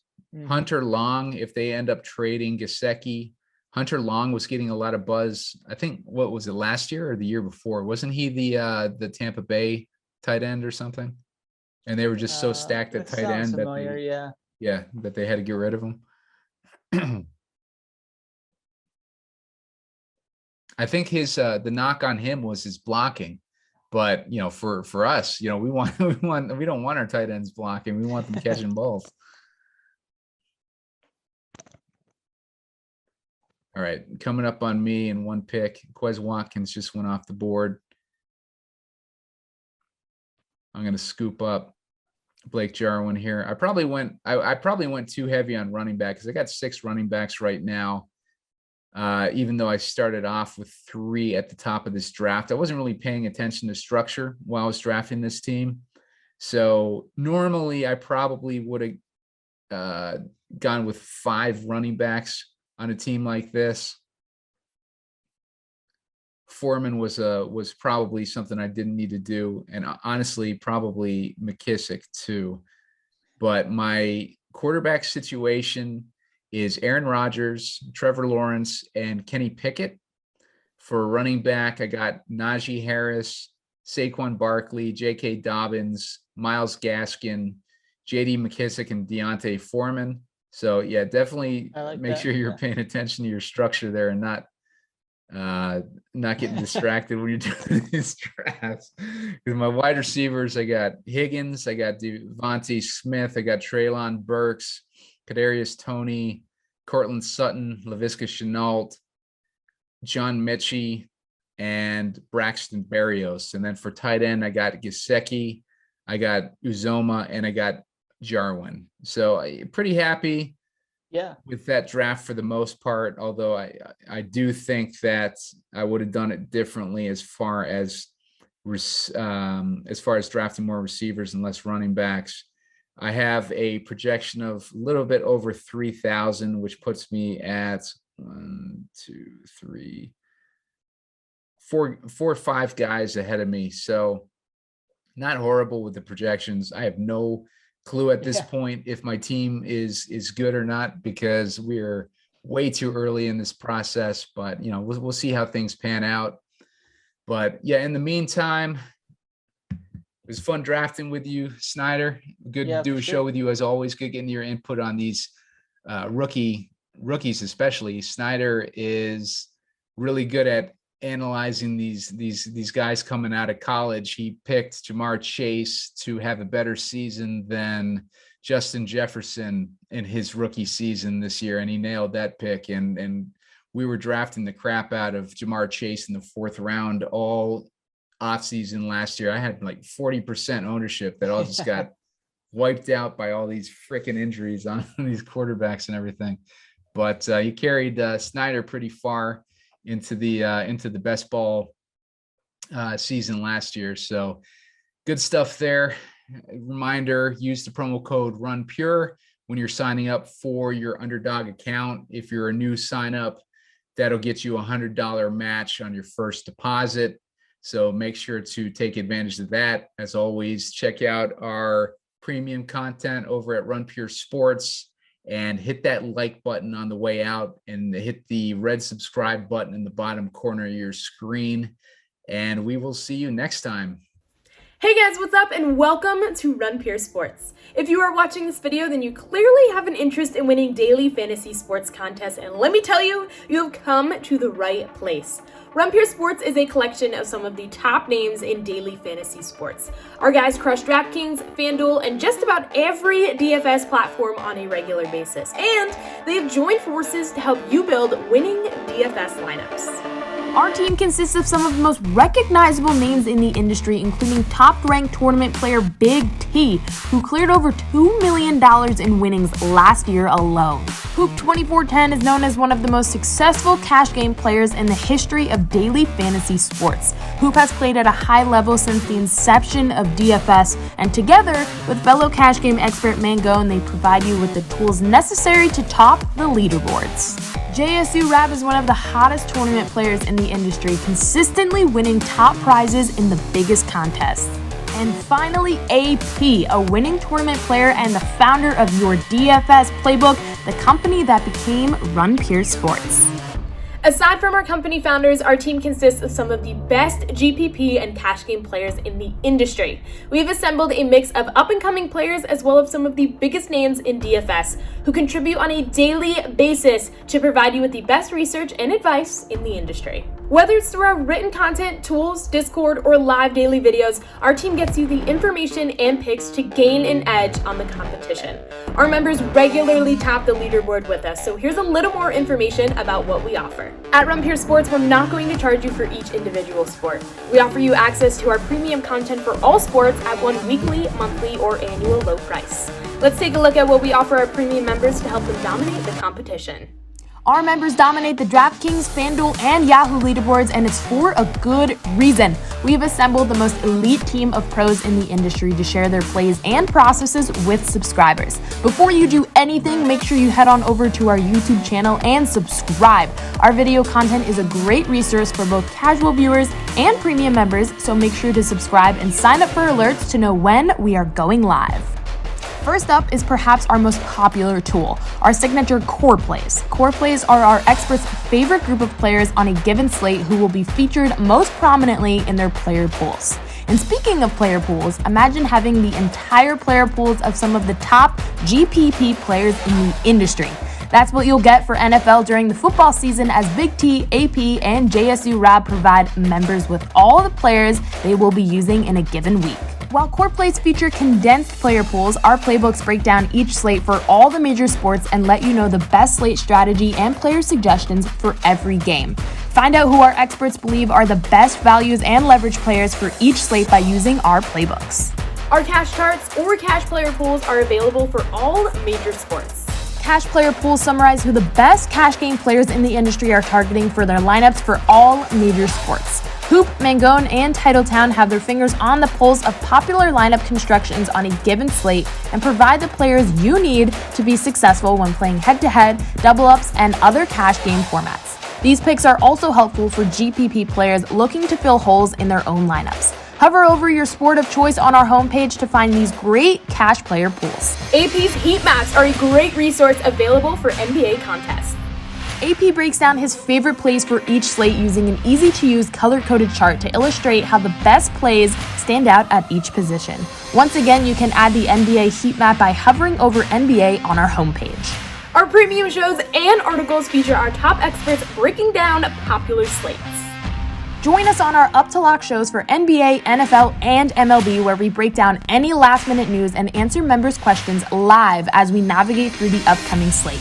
We also provide additional premium content for NFL and PGA slates. Every Run Pure Sports member will gain access to our premium Discord server. Interact with our experts and other members who share valuable information for every sport, big or small. We have channels for every sport from tennis and NFL to NBA and esports. If there is a sport with DFS contests, we have it covered. In addition to communicating with our other members, our Discord features Q&A sessions with experts before all lineups lock. Next up is our Showdown content. Our guys have been crushing this format since day one with monster wins regularly from Hoop and BigT, among others, who provide you with their core plays and strategies on how they are attacking the biggest single game slates. We provide you with our team's best core plays and strategies for the biggest Showdown contests of all of the major sports, as well as videos throughout the NFL season. Simply click on the Showdown tab at the top of our website and navigate to your sport of choice from there. Now that we've taken a look at some of the great content you'll have access to as a premium member, let's take a look at some of the additional features you can add on to your membership. We are excited to be teaming up with the industry's premier lineup optimizer, SaberSim. Save big when you sign up for SaberSim as an add-on through Run Pure Sports and gain access to all of their great scoring and ownership projections in addition to their optimizer. Bundle your Run Pure Sports subscription with SaberSim for a monthly total of $150, which saves you about $20 per month over subscribing to both services separately. Build multiple lineups quickly with the SaberSim optimizer, which also imports our featured content, enabling you to use our RPS projections, core plays, and heat map players within the optimizer. If you're into sports betting and want to add our great sports betting content to your existing subscription, you can do so by just paying an extra $20 a month, or you can get the betting content alone for just $60 a month. Our betting team features some of the best in the business. Find out who JJ, Keg, Spread, and Tyler are picking as their best bets for all of your favorite sports by adding bets to your subscription. In addition to our bets guys, you can find recommendations from BigT, Mangone, and more on the Run Pure Bets daily pick sheet regularly. Join the guys in the exclusive Bets Discord channel to get even more recommendations. And last but not least, our guy Keg has a killer add-on of his own. Join Keg live as he sweats games with his guests and gives out live betting picks. Keg crushes it with live betting, and you can access his live streams by signing up for $40 per month for hours of live streaming betting content. So now that you've seen all the great content that we offer, what's the next step to becoming a member? Just head on over to the homepage and click the Register Now banner to open an account today. Don't miss out on all of our great content to help you succeed in your daily fantasy sports process and start learning how to become a profitable player. And don't forget to subscribe to our YouTube channel and get access to all of our great free video content as well. Thanks for checking us out. We look forward to seeing you in the Discord very soon. And as always, let's keep running pure.